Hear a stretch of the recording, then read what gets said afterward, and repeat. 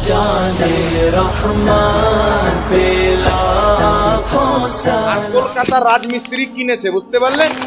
লেখা যে কিছু ঘুরিয়া ঘারিয়া মানুষকে বোকার জন্য বলার জন্য কিছু বয়ান করছে। আমাদের ভালো ভালো আলিম, কালিয়াচকের মুফতি গুলজার মিসবাহি সাহেব, কলকাতার আমার বন্ধু মুফতি আবু বকর মিসবাহি সাহেব, এরা সব চ্যালেঞ্জ করেছে যে রাহুল হোক আর ওই রাজমিস্ত্রি হোক, ফাতাওয়া আলমগীরের আরবির 1 লাইন পড়বে 1 লক্ষ টাকা, 2 লাইন পড়বে 2 লক্ষ টাকা, যত লাইন পড়বে তত লক্ষ টাকা তাকে ইনাম দেব। শরীয়তে ইনাম দেওয়া জায়েজ আছে, কিন্তু এরা তো আরবি পড়তে জান না বাবা।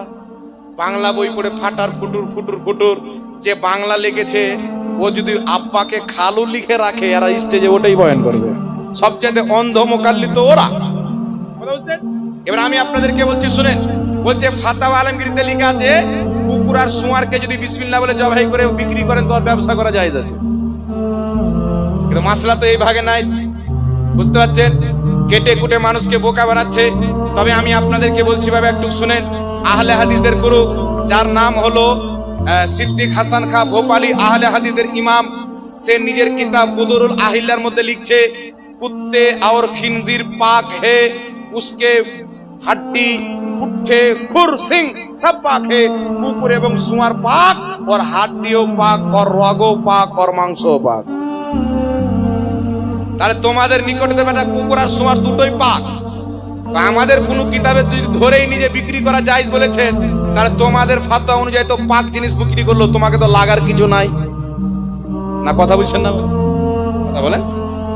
এদের এদের ইলাকে ওয়াহিদুজ্জামা আর সিদ্দিক হাসান ভোপালী আহলে হাদিসদের প্রতিষ্ঠাতারা লিখতেছে শুয়ার, কুত্তি এবং কুতিয়া এদের দুধ হলো পাক।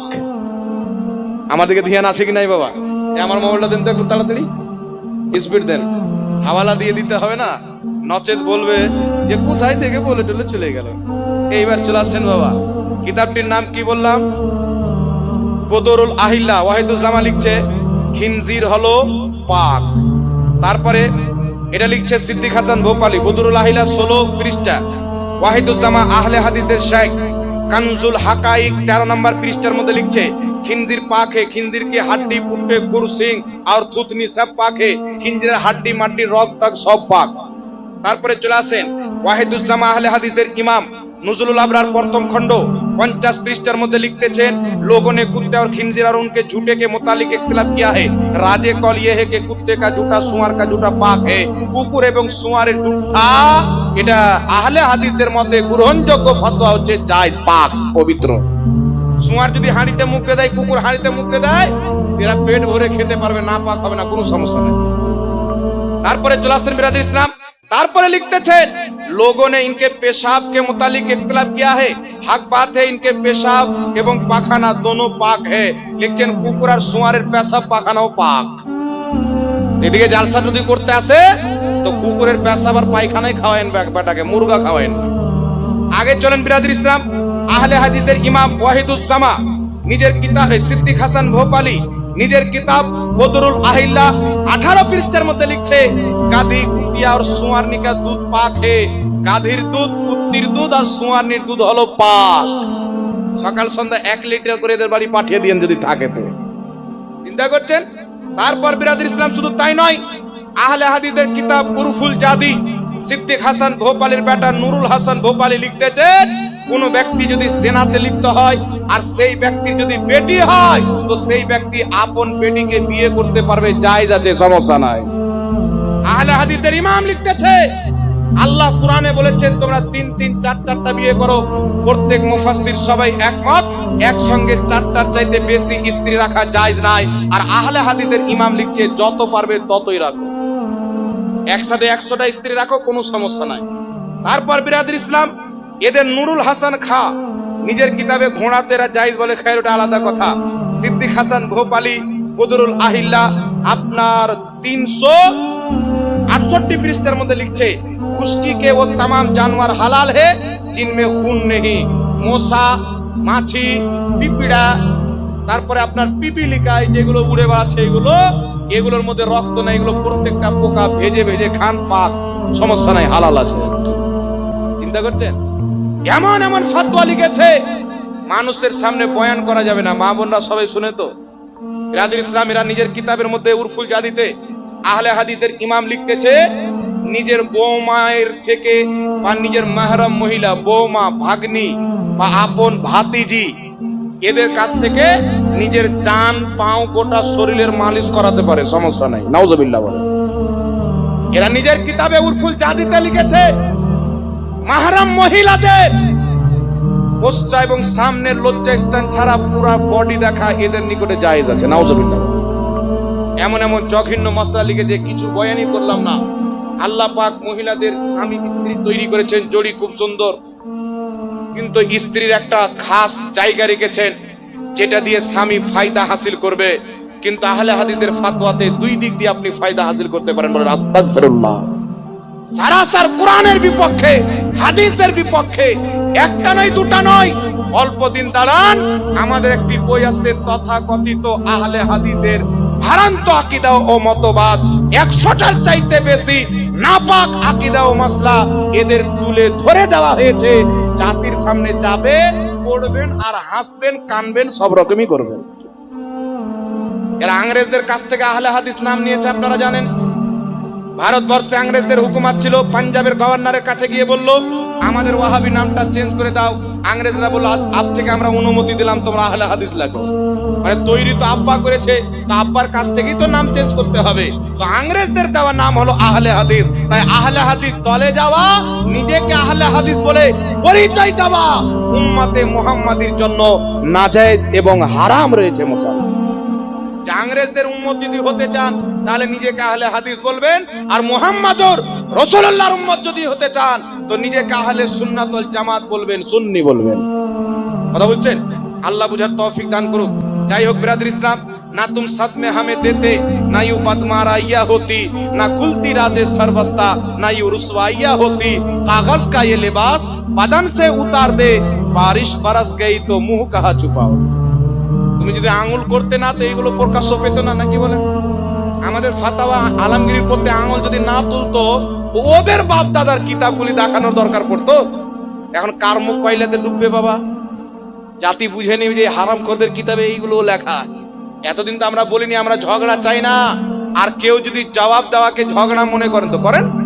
বুঝলে হাফিজে মিল্লাত রহমাতুল্লাহ আলাইহি বলছেন, কিসি কো ছেড়ো মাত, আগার কোই ছেড় দে তো উসে ছোড়ো মাত। আমরা কাউকে কিছু বলবো না, আমাদের বিপক্ষে যদি বলে ওর 14 গোষ্ঠীর এমন পোস্টমর্টম করবো, ওর 7 পিঢ়ি টাকলা জন্ম নেবে, মাথায় চুল হবে না। একবার দুরূদ শরীফ। যাই হোক বিরাদর ইসলাম, অনেকক্ষণ বললাম। প্রত্যেকদিন আমাদেরকে জালসা করতে হয়। আজ থেকে নিয়ে রমজান পর্যন্ত একদিনও ফাঁকা নাই, রোজ রোজ জালসা। 2-3টা করে ডেট খালি রাখি তো কোনো পীর সাহেব ফোন করে দেয়, কোনো বড় মুফতি ফোন করে দেয়। এবার বলছে না হুজুর ফাঁকা রেখেছেন তো লিয়েই লেন, আলিম ওলামার কথা ফেলা যায় না। তো যাই হোক, অনেক আলোচনা হলো। বক্তব্যের উদ্দেশ্য হচ্ছে জাহান্নামী ফিরকাকে চিনুন। রাসূল পাক বলেছেন, তাদের ঘন ঘন লম্বা লম্বা দাড়ি হবে, প্রকাশ্যে তারা মনে হবে পাক্কা মুসলমান। মিষ্টি মিষ্টি কথা বলবে, মানুষ বলবে এরাই সত্যবাদী, ওদের দিকে মানুষ ঝুঁকে যাবে। আসলে রাসূল বলছেন, ইবনে মাজাতে হাদিস এসেছেন, হাকিকাতান কেলাবুন নার, আসলে তারা জাহান্নামের কুকুর থাকবে। সুতরাং এদের থেকে নিজের ঈমানকে বাঁচিয়ে রাখেন, আর আহলে সুন্নাতুল জামাতের প্রতি কায়েম থাকেন। আহলে সুন্নাতুল জামাতের মতে আল্লাহ মিথ্যা বলতে পারেন না, তিনি হচ্ছেন সত্যবাদী। আল্লাহর চাইতে বড় সত্যবাদী পৃথিবীতে কেউ নাই। নবী মরে মাটির সাথে মিশেনি, মওতের স্বাদ চাখার পর নিজের কবরে জিন্দা আছেন। নবী সুপারিশ করবেন।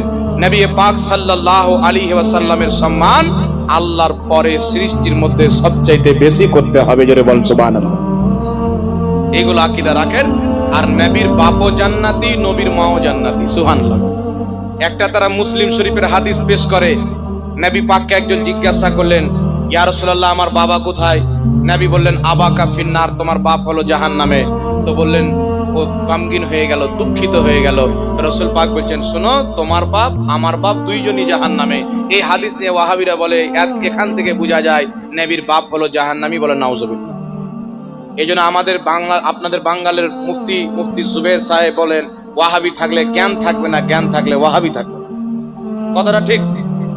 এই যে হাদিস তোমার বাপ আমার বাপ জাহান্নামে, এই হাদিসের বর্ণনাকারী হযরতে আনাস বিন মালিক, নবীর সাহাবী।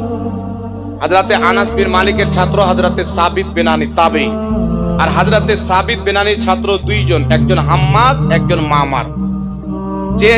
যে হাদিসে আছে তোমার বাপ আমার বাপ জাহান্নামী, এই হাদিসটা বয়ান করেছেন হাম্মাদ।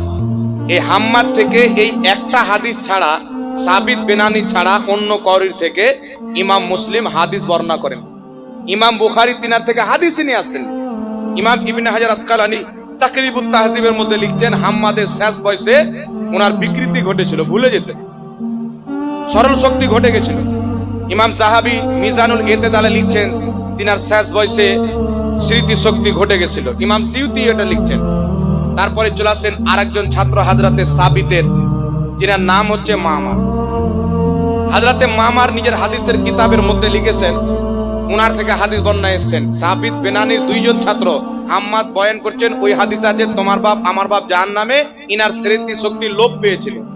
আর মামার যে ব্যক্তি শেখা, যার স্মৃতি শক্তির ব্যাপারে কারোর কোনো আপত্তি নাই, ইনি বলছেন নবী এই কথা বলেনি যে তোমার বাপ আমার বাপ জাহান্নামে। নবী পাক বলেছিলেন তুমি যখন কোনো কাফিরের কবরের পাশে দিয়ে অতিক্রম করবে তাহলে তাকে জাহান্নামের সুসংবাদ দিবে। ইমাম সিউতি আল হাবিলিল ফাতাওয়া দ্বিতীয় খণ্ডের মধ্যে লিখছেন তোমার বাপ আমার বাপ জাহান্নামে, এই শব্দটা হাম্মাদ ভুল করে বলেছেন, এটা নবীর শব্দ নয়, এটা জাল শব্দ। কথা আমার বুঝতে পারছেন কি পারেন না?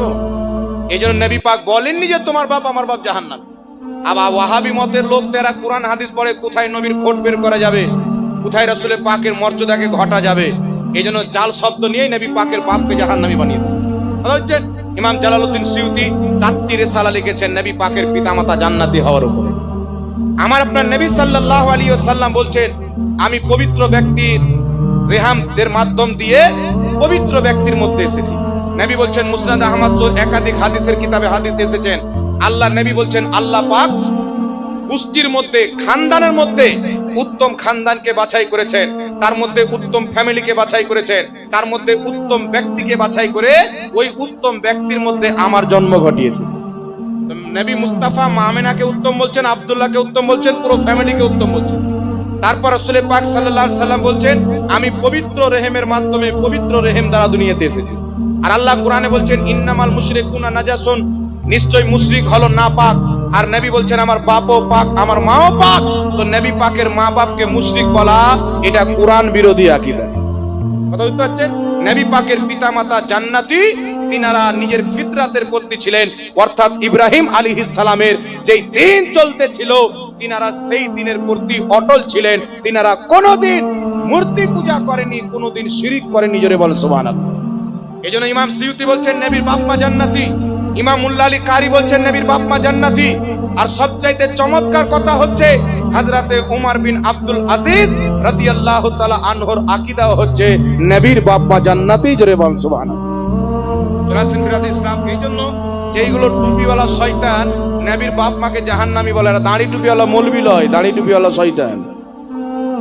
দাড়ি এই জন্য ছেড়েছে যেন মানুষ মনে করে হুজুর, নচেত শয়তান এখন মার্কেটে বসে আরাম করছে।